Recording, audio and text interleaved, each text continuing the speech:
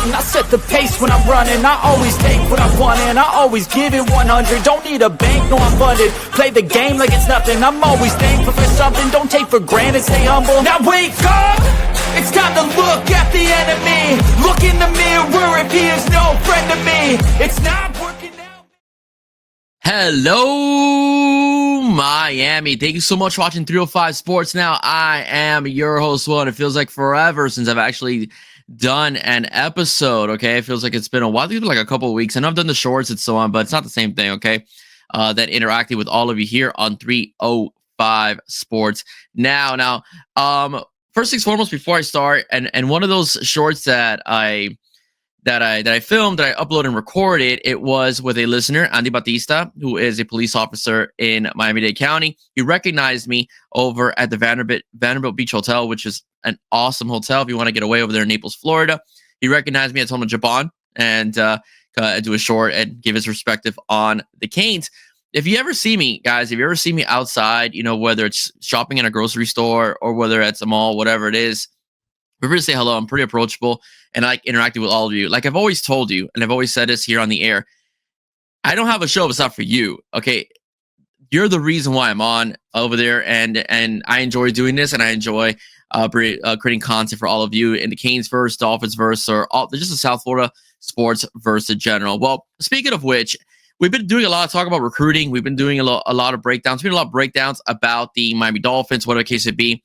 And we do a lot about Miami versus Notre Dame. And I understand all that, but I thought I want to have a little bit more fun with you. I wanted to do something that no one's really been doing or hasn't really been done in a while, I will say. And that's just having a different topic. And one of the biggest conversations that Canes fans have, and also the national landscape as well, is the fact that 2001 Miami Hurricanes team is the greatest team of all time. It's the greatest team ever assembled, with the amount of first-round picks that came out of the talent as well, the depth that came about on both sides of the ball from the 2001 Canes is very, very astronomical. But the one thing that I will say, and we all can understand, and we could all say the BCS system at the time really screwed Miami over when they weren't able to play Oklahoma in the national championship game, in which the computer in 2000 picked Florida State over Miami when Miami had beaten Florida State in a head-to-head matchup as well. Now, that being said, Miami did have a hiccup in that season as they went over to Washington and lost to the Huskies in a pretty close game. Not Miami's best game, I will say. But some people have talked about, and I've heard some mentions here and there, that the 2000 team might actually have been better than the 2001 team. And there's a lot of reasons why. Well, first things foremost, let's look at the 2000 team altogether. Let's look at the talent that was on that team. You already had Ken Dorsey at quarterback.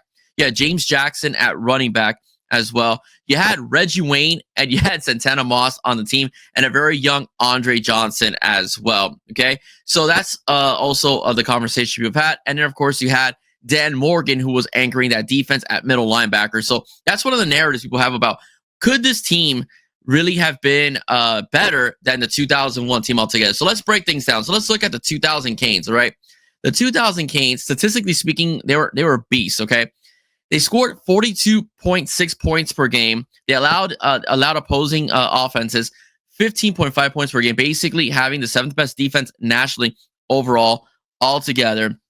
And they played about 4 ranked opponents. Now, the one thing I will say about this team as well, the 2000 team, they played a much better Florida State team with Chris Weinke, and they played a better, I will say, a Virginia Tech team that had, although injured, still had Michael Vick leading it at quarterback. So that's the one thing I will say about the 2000 team as well. And they beat also a very good Florida team as well, you know, in the Sugar Bowl. We all know how that turned out, to say the least. So that's pretty much where I think a lot of the narrative comes from, that this team was really, really, really solid, really, really good football team, and had a good collection of players. However, I will say this: the 2001 team scored 43, basically 0.2 points per game as well. It was a third-ranked offense in college football, and the defense only surrendered 9.4 points per game, and they faced 5 ranked football teams as well. Unbelievable gamesmanship by the 2001 team. As a matter of fact, the stats been floating around that if Miami didn't score a single offensive touchdown throughout the whole season, the 2001 team finishes with an 8-4 record. This is a team with Ken Dorsey, Clinton Portis, Jeremy Shockey, Andre Johnson, right, as well.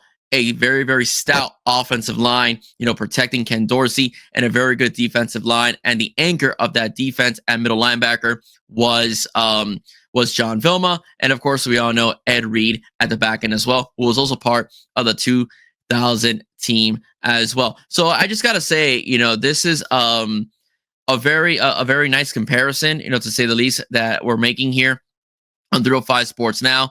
2000 or 2001.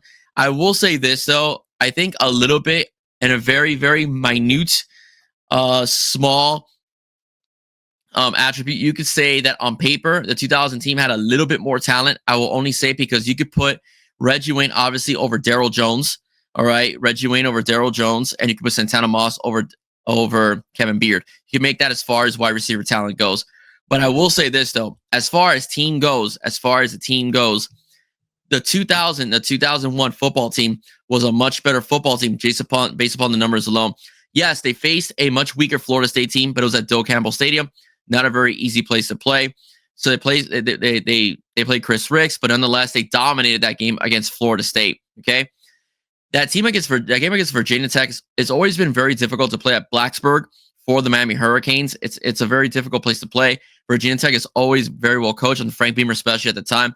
Defense was very solid as well. You were on the road during that time period as well. So that being said, Miami had a bit more difficulty, I will say, in that particular order, because at least the two top teams that the 2000 team faced, although they may have had better quarterback play at the time, they did face them at home. But nonetheless, I'd still believe that the 2001 team was the better team overall, just as a team altogether, because the fact of the matter is, look at the numbers on offense. Look at the numbers on defense. I believe they had a combined score against two ranked opponents. It was like 125-7. It was an absolute thrashing. Actually, I can find the numbers out for you. I think it's right here. Let me just check quickly. As far as the ranked opponent side goes, going on against Syracuse and Washington. Against Syracuse and Washington, it was including a record of 124-7 combined scores amongst both those two teams. They just flat out destroyed 124-7. They just flat out destroyed both Syracuse and Washington. Washington was a revenge game as they were able to get that back for what was done some the year before, which actually cost them the national championship. So that's it, guys. I still say the 2001 team was the better football team. I do think that on the offensive side of the ball, on the receiver side, you did have a little bit more talent. But as far as the collective goes, that 2001 team was on a mission. It was unbeatable. It was indestructible. The proof isn't what you saw in terms of the defense. The proof is what you saw in terms of the offense, especially against ranked opponents, in which Miami just absolutely obliterated everybody on their way to crushing Nebraska in the Rose Bowl and giving us our fifth national championship. All right, ladies and gentlemen, hope you guys had a wonderful first week start to the school year. All right, summer just flew right by. So I hope your kids had a wonderful first week of the school year. Just to let you guys know, I'm gonna be pretty busy next week. I will be on several shows. I will be recording, or I think I'll be live actually with Q of the I Hate Football podcast on Monday night. We'll be doing some Canes breakdown on, I believe it's on the positions of the teams, what we think. And on Tuesday, I'll be on with Flo. Flo, I'll be on his show. We'll be doing some Canes, of course, some Canes talk as well. And I'm not done with Canes talk either. As Wednesday, I'll be recording with Adrian Rainey of the Rainy Day podcast. I'll be on with Miami Mondo. We'll be doing some Canes talk as well. And I'll have an episode for you sometime next week. Might be Canes related. I want to do something with the Dolphins. So I'll be in contact with a couple of my friends to see if they're interested in coming on. All right, ladies and gentlemen, that's it for me. If you like what you heard, please do not forget to like, share, and subscribe to 305 Sports Now. But before we depart, ladies and gentlemen, I want to leave you with a word from our sponsor, Fan Outfitters. Ooh, Miami. I am proud to announce that Fan Outfitters is the official sponsor of 305 Sports Now. With locations in Pembroke Pines, Davie, and Kendall, you can find the latest gear and accessories for all your favorite South Florida teams. Teams like your Miami Hurricanes, your Stanley Cup champion Florida Panthers, Miami Dolphins, Miami Heat, Inter Miami, Miami Marlins, and many, many more. So if you ever find yourself in the Pembroke Pines area, Davie, or Kendall, please stop by Fan Outfitters, the official sponsor of 305 Sports